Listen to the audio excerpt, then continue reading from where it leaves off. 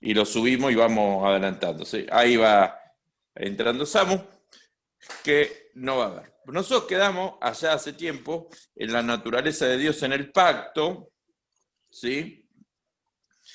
Ojo, Samu, no Hola. va... Bien, bien. Ojo que no choque, ¿sí? Voy a hacer un intento. Bueno, Me resulta interesantísima esa idea. sí, sí, sería clave si vas acompañado, más que nada.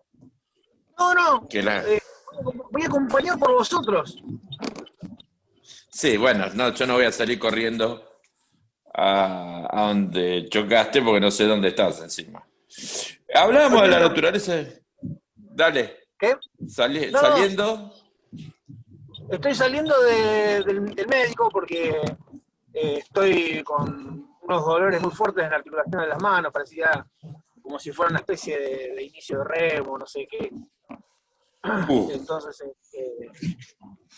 me duele muchísimo las manos a la mañana y todo el día, y sobre todo a la mañana, y ahora estoy. O sea, traté de venir en un momento que supusiera yo que no había nadie, que había poca gente.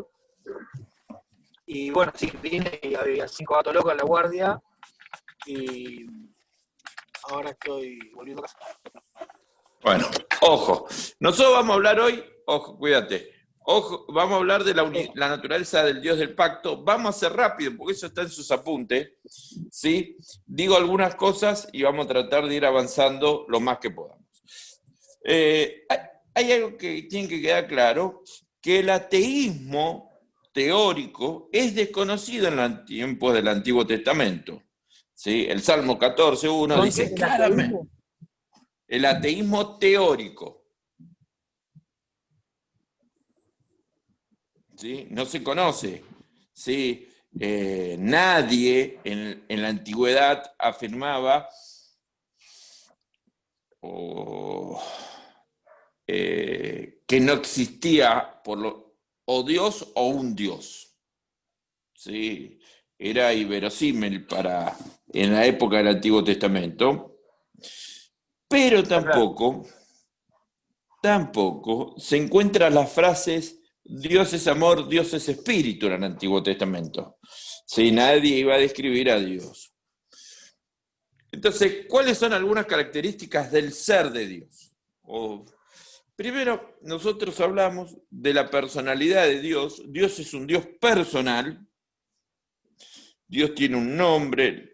Se revela a los hombres, ¿sí? Con ese nombre.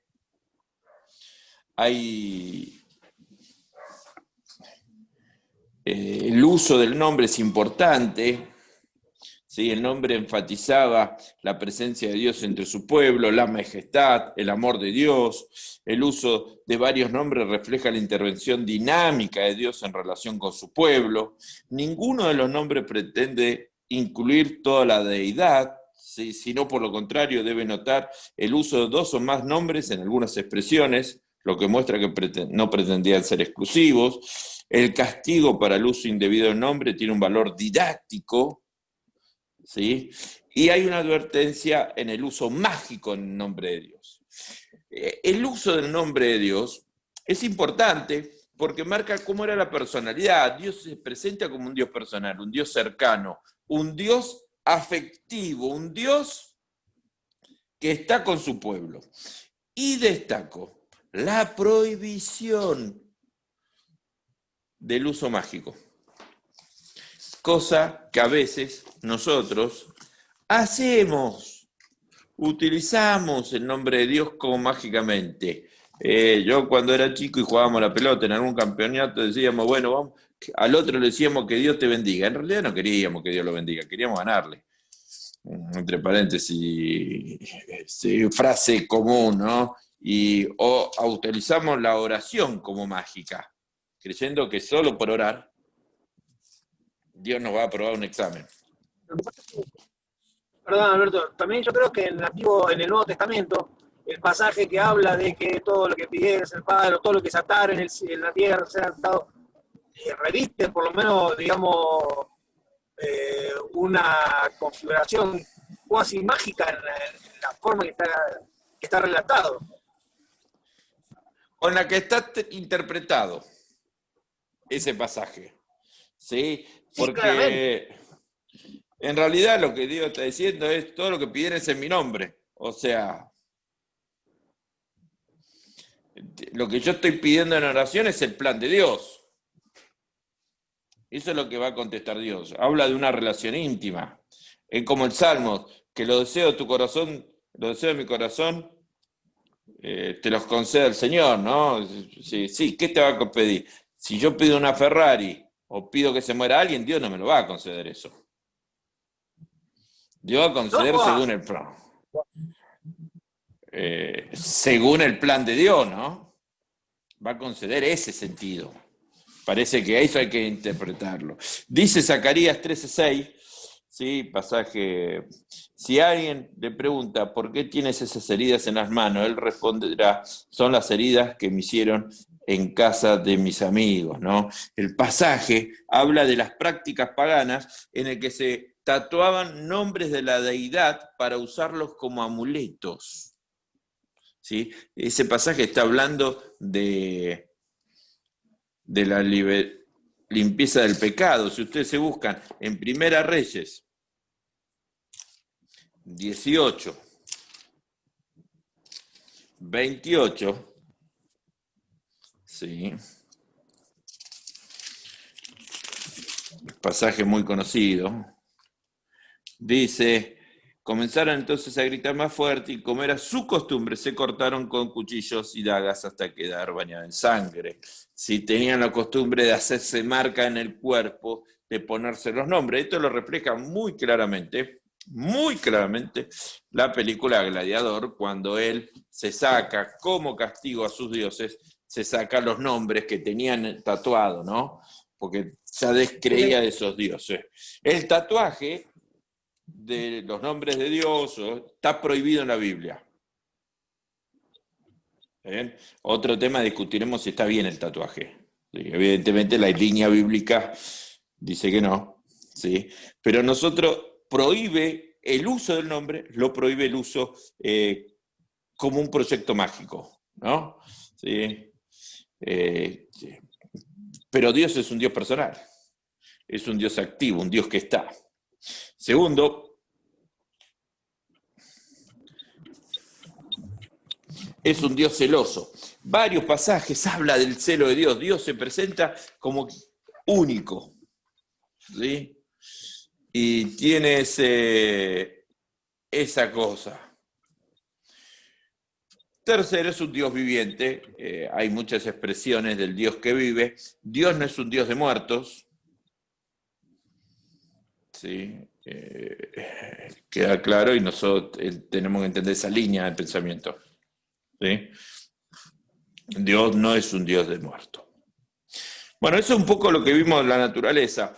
Otra parte de la naturaleza, la primera parte tiene que ver con la personalidad, es la espiritualidad. El Espíritu Santo en el Antiguo Testamento. Los dos tuvieron, para mí,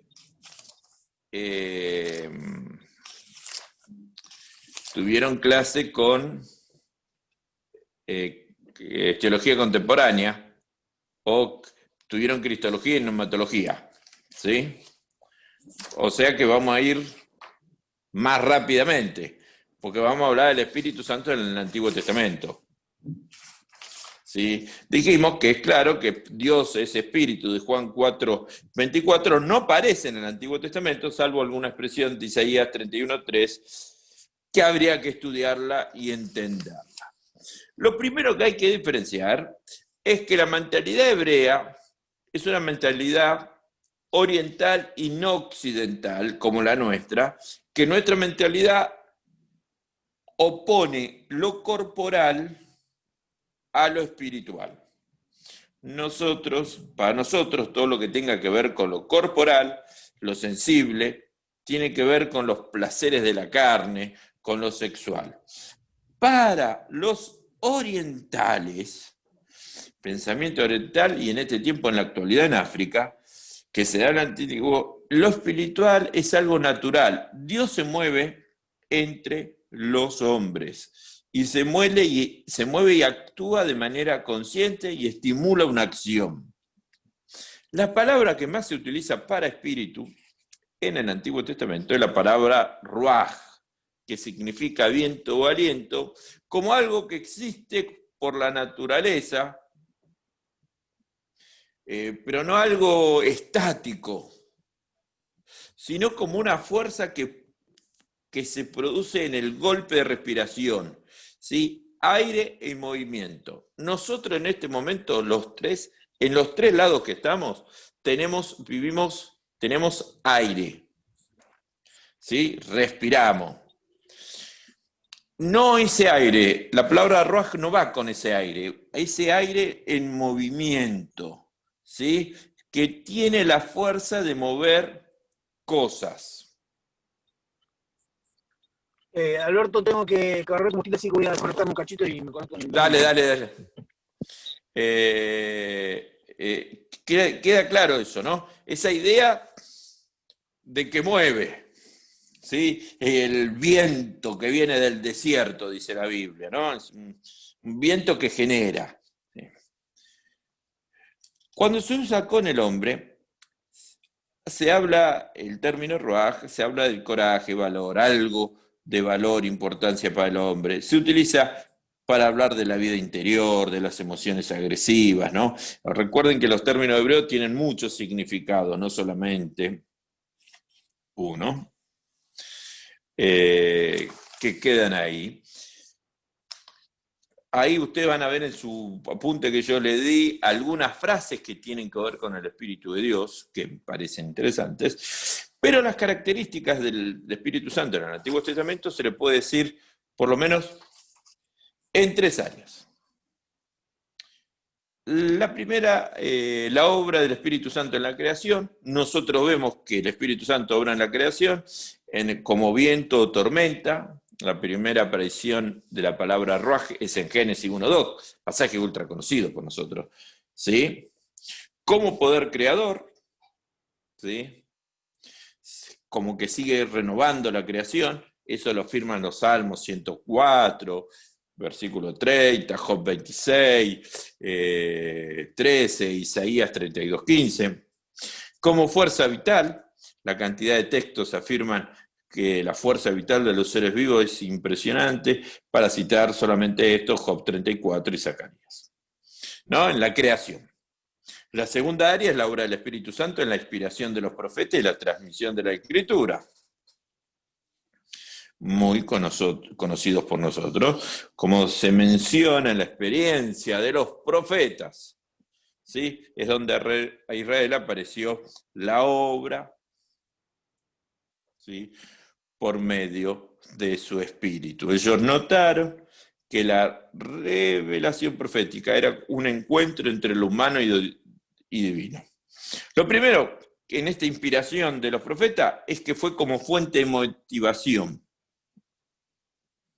Es la que inspiraba, la que motivaba. Por eso se los habla como hombres de Dios, hombre de espíritu. Tiene que ver con esa idea que marca el pasaje, ¿no? Que sí, no se los presenta solamente como profetas. Se decía profeta a esa persona. Ahí está.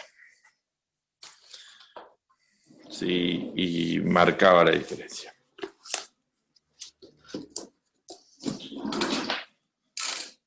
Estoy corriendo ahí. Queda. También tenemos un segundo aspecto, o un tercer aspecto, ¿sí?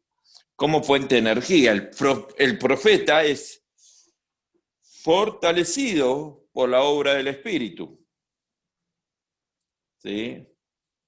Miqueas 3:8, pasaje conocido. La tercera área que trabaja, ¿sí?, en su característica, es la obra del Espíritu y la capacitación de los líderes. Y esto es algo que habría que marcar de manera interesante, porque nosotros tenemos ahí un problema, ¿no? Nosotros elegimos líderes sin pensar si están capacitados espiritualmente para cumplir esa función. Cosa que solemos marcar radicalmente, ¿no? La obra del Espíritu Santo en la capacitación de los líderes provee habilidades para varios tipos de tareas, ¿sí? Pasaje de Éxodo 31, 3, 5, Éxodo 31, 3, 5, pasaje muy conocido de la construcción del tabernáculo. ¿Sí? Pasaje que nosotros usamos, nos gusta, nos llama la atención ese pasaje de la construcción del tabernáculo. Es en ese momento que 3 dice: y lo he llenado del Espíritu de Dios, de sabiduría, inteligencia y de capacidad creativa para hacer trabajos artísticos en oro y plata y bronce, para cortar, engastar piedras preciosas, para hacer tallados en madera, para realizar toda clase de artesanía. Lo que estamos viendo ahí, o lo que está haciendo referencia el autor ahí, es claramente un albañil.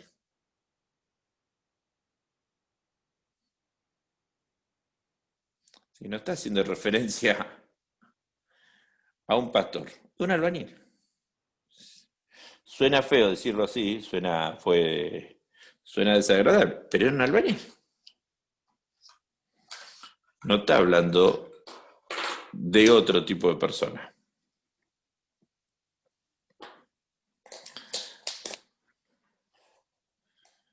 Y eso habría que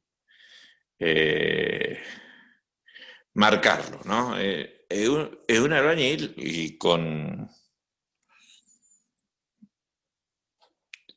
y sin discusión. ¿Sí? Dice que podía hacer piedras preciosas, pero lo inspiró el Espíritu. Si vos lees Zacarías, ¿no? Zacarías 4 al 6,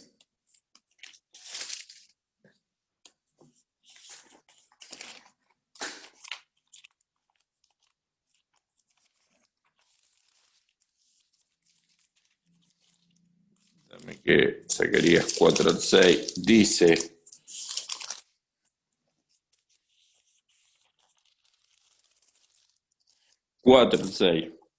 así que el ángel me dijo, esta palabra no será por la fuerza ni por ningún poder, sino por el Espíritu. Esta idea la deberíamos también, hablando de la reconstrucción del templo. Esta es la idea que deberíamos tener en este pasaje. Zacarías reconstruyendo el tema del templo, ¿sí? Es lo que tendríamos que estar viendo de esta manera. Segunda, en este obrar del Espíritu en la capacitación, provee sabiduría, tanto en la esfera material como en la esfera espiritual, ¿no? De administración, discernimiento, y ahí vemos los pasajes, ¿sí? De Génesis 41, 38, Job 32, 8, Deuteronomio 34, 9, ¿no? Los menciono rápido porque están en el apunte que les di, pero vamos a destacar uno para como que nos quede claro, ¿sí? Génesis 41, 38, dice claramente: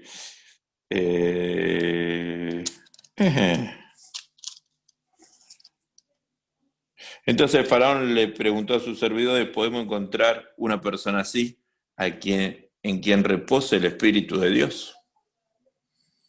Está hablando de José. Bueno, podemos encontrar a alguien que repose el Espíritu de Dios, a alguien que tenga esto, ¿no? Y que no lo está poniendo solamente para discernimiento espiritual, lo está poniendo para cumplir una tarea específica, ¿sí? De administrar. Capacita para una vida santa.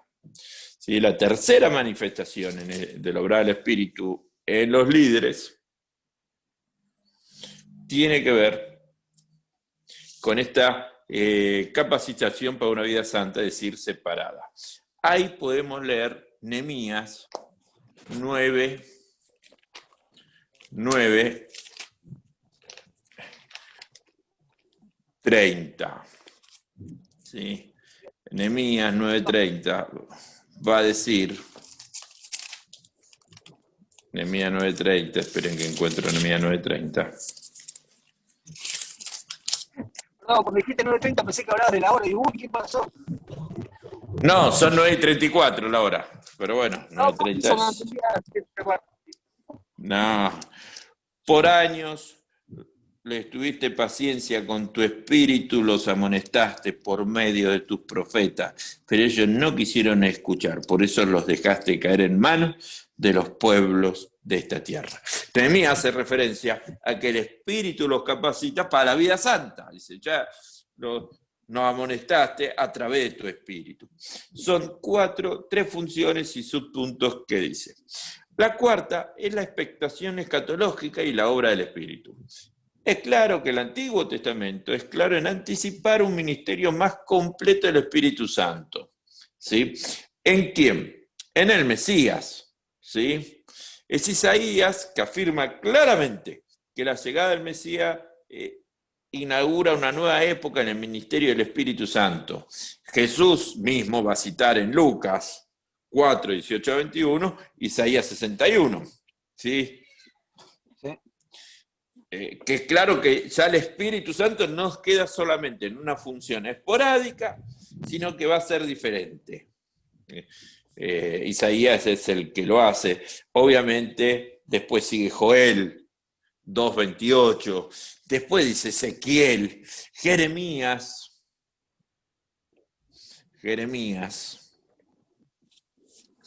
no habla del Espíritu, sí habla de un nuevo corazón. ¿Sí? Que le va a dar un corazón. Sí. Se puede especular con que si bien no hay referencias, que no está, digamos, vamos a decirlo así, perdón la expresión, pero como que no está sistematizado, conceptualizado, o por ahí al revés, conceptualizado y luego sistematizado el rol o la presencia del Espíritu Santo en el Antiguo Testamento, pero que evidentemente el Espíritu de Dios, o sea, el Espíritu Santo, como persona de la Trinidad, se movía con funciones que por ahí sencillamente nosotros desconocemos, pero con amplias funciones o algo por el estilo. Sí, es claro que el Espíritu Santo, yo escribí para el seminario una tesis una vez, hace años, que la recuperé hace poco, sobre el Espíritu Santo en el Antiguo Testamento.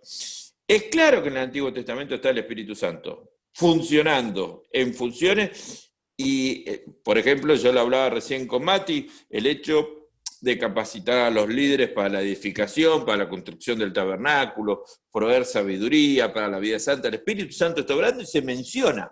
La diferencia entre la nueva expectativa que genera el Mesías es el tema de la permanencia del Espíritu Santo.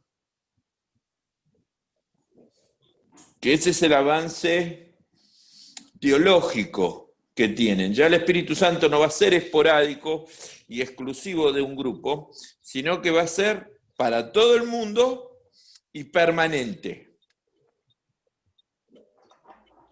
Ahora, perdón, justamente con respecto a eso. Sí, ahora con respecto a eso, justamente, que vos decís que va a ser para todos. Sí. O sea, nosotros, digamos, a ver si yo entiendo bien, el Espíritu Santo viene a la vida de los creyentes, vamos a decirlo así, y Sí. nos habita en nuestro cuerpo en forma permanente y obra o sea, en y desde nosotros, vamos a decirlo así. Sí. Digamos como que, no sé si la palabra es el avance, pero la cuestión nueva, o sea, el nuevo escenario es ese en el que, o sea, Dios derrama su espíritu sobre la iglesia y ahora, a partir de ese momento, Él nos habita en el Espíritu Santo. El Espíritu Santo está dentro nuestro.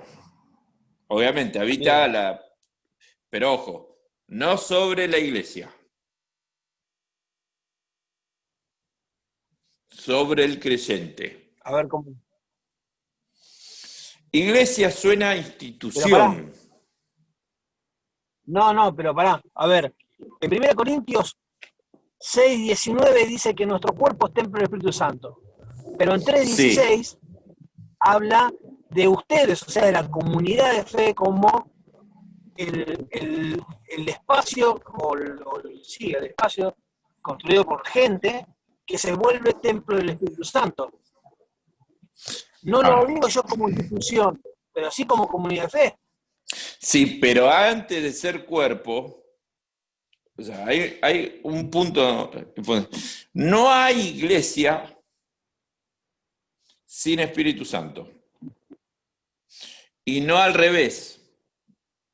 Es un concepto que hay que tener cuidado. Si vos lees Hechos, ellos oraron, no son iglesia, están como cuerpo orando, viene el Espíritu Santo, predican. Y surge, y ahí empieza el término iglesia circular, ¿no? Y se sumaban a los creyentes todos los días. Es decir,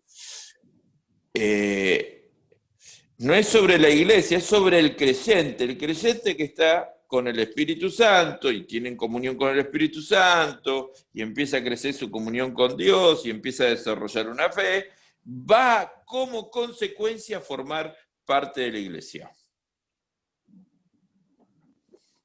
Sí. No está primero el huevo o la gallina, ¿no? No es la discusión, no dice, ¿dónde se da la venida del Espíritu Santo? Se puede discutir. ¿En la iglesia? No. Sí, la venida del Espíritu Santo se puede dar en la iglesia, se puede dar en tu casa, se puede dar donde el Señor quiera. Pero para formar parte de una iglesia tenés que tener el Espíritu Santo. No porque formás parte de la iglesia. Pero ¿cómo se No porque podría formás. pero cómo podría ser, perdón, un cristiano, o sea, que tiene el Espíritu Santo, pero que todavía no es iglesia? No, lo que se supone es que vos, si sos cristiano y tenés el Espíritu Santo, vas a ser parte de la iglesia de Dios. Claro. Sí. Ahora, también hago la aclaración. Pero vos te podés convertir solo, escuchando un mensaje por radio. Sí, claramente. Pero vuelvo a decir, ojo, yo por ahí aclaro algo que por ahí estaba oscureciendo más que aclarando. Una cosa es que Dios está presente en la comunidad de fe. No está bien, Sí. es sencillo. O sea, Dios está presente, digamos, en la comunidad de fe. Yo estoy con ustedes cuando están dos o tres reunidos en mi nombre, pero también en la comunidad de fe habita el Espíritu y se vuelve, la comunidad de fe se vuelve templo. O por lo menos eso plantea claramente 1 Corintios 3:16. Sí, 1 Corintios 3. ¿Cuál dijiste? 16. El 6:19 es el más clásico, ¿sí? Que habla de que ignoráis que vuestro cuerpo es templo del Espíritu Santo. Pero 3:16 dice que, hablándole a la comunidad de fe, a la iglesia, le dice que ustedes son templo del Espíritu Santo. No sé si lo tenés ahí como para Dice, regular. no saben que ustedes son templo del Espíritu Santo y que el Espíritu de Dios habita en ustedes. Yo creo que le habla a la comunidad de fe, pero le habla a cada persona. ¿Sí? Le está diciendo, esto es lo mismo. Es que vos sabés que últimamente me viene pasando que vengo mirando las cuestiones de una perspectiva un poco más, no sé cómo decirlo técnicamente, pero no tan atomizada, no como espacios o momentos que después se articulan, sino que se dan continuamente al mismo tiempo. O sea, es el individuo, pero es la comunidad, iglesia de Cristo, todo al mismo tiempo, en forma continua. Entonces yo no sé si podemos decir que primero se da una cosa y entonces después puede pasar la otra y así sucesivamente. ¿Me explico lo que voy o por usted? Sí, no, espera. Sí, Pero lo que yo estoy afirmando es algo más comunitario. Yo digo que mi experiencia de fe con el Espíritu la tengo que demostrar en un hecho comunitario. ¿Está bien? No en el misticismo individual de mi casa. ¿Está claro? Yo Bien. tengo una experiencia espiritual. Bueno, se va a dar en el resultado. ¿En qué cosa? En un grupo social. ¿Sí? Obviamente la línea que vos seguís es el pensamiento que la salvación no se da por uno solo, sino se da en un contexto comunitario. Como pensando, Dios no vino no vino a morir por mí solo, vino a morir por todos. O sea, yo me tengo que preocupar por mí, pero el otro también tiene que ser, el otro es la patria, dice. Ahora, sí, el otro es una persona también, no es la patria solo. El otro es un eje importante. Yo creo que el Espíritu Santo viene a mi vida, tiene que obrar en mi vida, y yo lo puedo decir esto claramente, pero la manifestación clara que el Espíritu Santo está obrando en mi vida se da en la iglesia, se da en el grupo comunitario. ¿Sí? Lo que Pablo le está planteando a los corintios en esa frase, habla de la división, iglesia que está atomizada por todos lados, le dice Pablo, che, ¿no se acuerdan que ustedes son todos Espíritu Santo? Todos tienen el Espíritu Santo, todos son templo del Espíritu Santo, no se puede estar dando esto. Si todos tienen el Espíritu Santo, lo que va a tender ¿sí? es a la unidad. Al otro va a atender. Mi personalidad va a ser pensar en el otro, pensar, además los dones que da el Espíritu, ¿dónde son dones? ¿Y dónde se utilizan? La Biblia dice claramente, edificar el cuerpo de Cristo. Entonces, yo soy parte de una iglesia porque tengo el Espíritu Santo. ¿Sí? ¿Por qué? Porque me liga al otro. Me acerca al otro, me ayuda a trabajar al otro, me ayuda a entender al otro, me ayuda a edificar al otro. Si yo no puedo decir, tengo Espíritu Santo y me quedo solo, sin otro. Entonces vos no tenés Espíritu Santo. Lo que vos me podés decir es que yo conozco sobre el cristianismo, conozco sobre religión, pero todavía no he hecho esa declaración de fe. Obviamente que en la comunidad, cuando yo crezco y desarrollo mis dones, esto que lo otro, va a ser un lugar factible para que otras personas se acerquen a Cristo.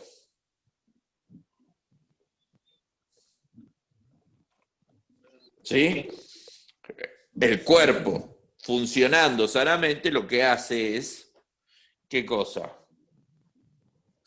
Ser un ente transmisor de la palabra de Dios que hace que se acerque la gente.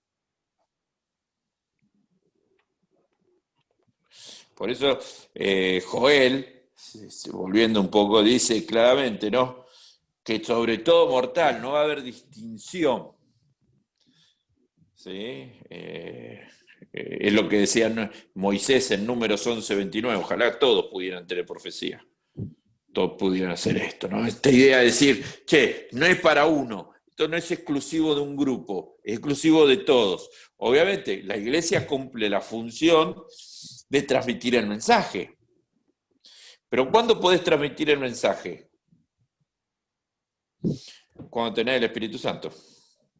Si no, no podés transmitir el mensaje. Sí. O sea, vos me podés decir, a ver, ¿cuál es la diferencia entre una iglesia? ¿Cómo? No sé, mirá, a ver, Dios se sirve de lo que se le canta para transmitir mensaje.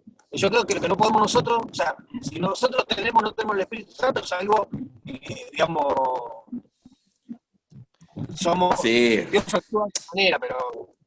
Dios puede hacer lo que quiera con lo que se cante la gana, puede utilizar un perro para que se convierta la gente, eso es claro, es Dios, o sea, esto es una característica que tiene Dios, es que se puede hacer lo que se le canta la gana, porque es Dios. O sea, cuando alguien me pregunta, ¿por qué dice eso? Y porque a mí me enseña la Biblia que Dios puede hacer lo que se le canta la gana, porque está dentro de su nombre, ¿sí?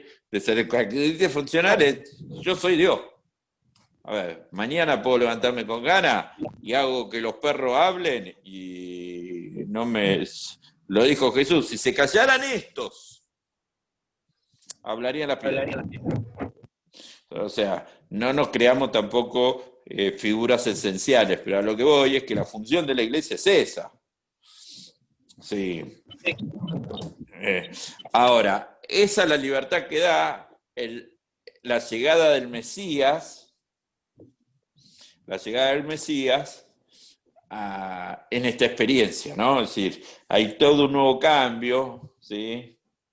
Ya no las visiones,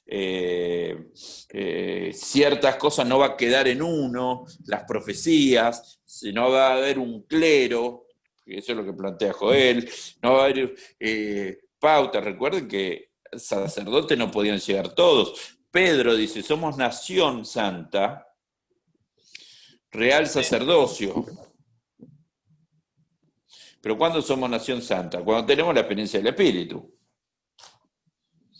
Porque hago esta aclaración, a veces dentro de la iglesia hay gente que participa de nuestras congregaciones que no tienen esa experiencia del Espíritu, que nunca aceptaron a Cristo Jesús como Señor y Salvador. Y hay gente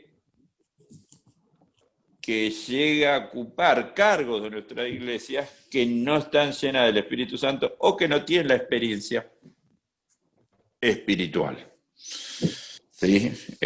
Por eso yo hago ese alto ahí y digo, bueno, ¿cuándo me transformo en iglesia? Cuando está el Espíritu. Jesús lo dice, cuando 2 o 3 en mi nombre, ahí estaré yo. O sea, no es cuando yo estoy reunido con alguien. Y cuando tengo esa experiencia de relación. Primero con el Señor y en consecuencia con el resto. ¿Sí? Hay un hecho fundamental. Mi experiencia espiritual la tengo que dar con el otro. Sí, es re fácil ser espiritual en la montaña, en una cueva escondido. Nadie molesta, nadie se enoja, nadie joroba. ¿Sí? Yo sería re espiritual. Porque no me pelearía con nadie, estaría en un misticismo total. Mi experiencia espiritual se tiene que dar con el otro, con el que me enfrenta, con el que me pelea, el que piensa diferente que yo, el que... Ahí se demuestra la llenura del Espíritu. Ningún don del Espíritu, la llenura del Espíritu, o el fruto del Espíritu, me lo dijo, es una manifestación clara de Dios obrando en nosotros. Yo permitiendo que Dios obre en mí, ¿no? Pero tiene que ver con la relación con el otro, amor, paciencia, benignidad, si no es de mí, es con el otro. Siempre Dios apunta al otro. ¿Sí?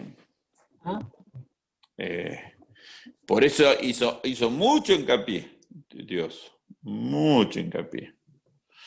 Especialmente, esperen que venga el Espíritu Santo, vayan a Jerusalén, no hagan nada, que venga el Espíritu Santo que los capacite. Pues no es solamente por las lenguas, No, claramente, tal vez ese sea el menor de los puntos. El detalle, es como el firulete en el fútbol. El tipo se pasó a 20 y llegó al arco y hizo un taquito. ¿Qué gol de taquito? No, la realidad es que lo que hizo más grande fue pasarse a 20. El gol de taquito es la consecuencia de 20 tipos que se pasó 10 veces. Sí, la experiencia espiritual, sí, bueno, lo de la lengua, es el hecho que los tipos pueden convivir, dice que pueden predicar, lean Hechos, ya no estamos adelantando el tema, cuando vos lees Hechos, en el pasaje de Hechos, claro, dice, no predicó Pedro solo, se pararon los 11 a predicar. Y Pedro dice, esto que ustedes ven que es esto así, es por esta experiencia espiritual. ¿Sí? Gente que se renunciaba y vendía sus cosas, es por lo espiritual. ¿Sí? Antes no lo hubieran hecho. Por eso yo digo, miren, la iglesia es el resultado de mi experiencia espiritual. ¿Sí? Porque yo renuncio a cosas en pos de obedecer al Espíritu. ¿Sí? ¿Sí? Pues sí. ¿Cuál es la diferencia entre una sociedad de fomento y nosotros? La sociedad de fomento. En la sociedad de Sí, fomento no hay tanto. sí, sí, va, según la sociedad de fomento. En las que yo participé hubo lío, pero bueno, en la sociedad de fomento hacen cosas para la gente, ayudan a la gente, se reúnen una vez por semana, tienen actividad para chicos, tienen actividad para jóvenes, tienen actividad para viejos, lo más parecido a una iglesia. La diferencia es que nosotros tenemos el Espíritu Santo. Sí, sí. ¿Sí? Ahora, el problema es que cuando nosotros nos parecemos a una sociedad de fomento es porque el Espíritu Santo no está obrando.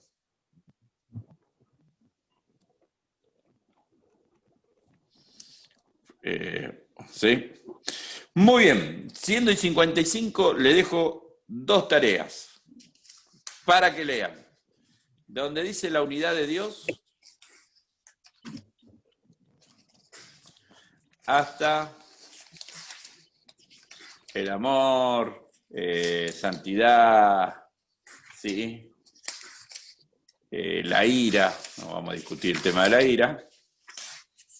Vamos. Hasta donde dice Dios y otros poderes, ángeles y demonios. Vamos a alargar ahí. Eso que le gusta a mi amigo Samuel, ya que está acostumbrado con los pentecostales. Vamos a empezar Dios y otros poderes, ángeles y demonios, y no vamos a ver, no vamos a ver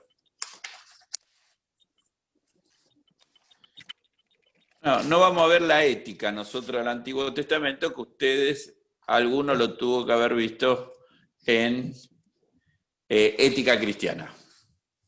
Así que la semana que viene vamos a empezar con ángeles y demonios. Adelántense lo más que puedan, así vamos avanzando. ¿Está bien? Estimadísimos, os dejo descansar. Voy a subir el video de esta grabación.